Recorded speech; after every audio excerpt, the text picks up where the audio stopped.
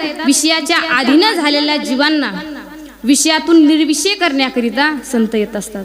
ज्यांचं सामर्थ्य एवढं, विषय व्याळे मिठी दिदलिया नुठी ताठी, ते तुझे गुरुकृपा दृष्टी निर्विषय होय. असं ज्यांचं सामर्थ्य आणि असं ज्यांचं वैराग्य, पै वैराग्य महापावके जाळून विषयांचे कंटके अदपलिया तबके इंद्रिय धरली. असं ज्यांचं सामर्थ्य आणि विषयाच्या अधीन झालेल्या जीवांना परमार्थ जरी करत असले तर विषयाच्या अधीन झालेल्या जीवांना परमार्थ कडू वाटतो आणि विषय गोड वाटतो.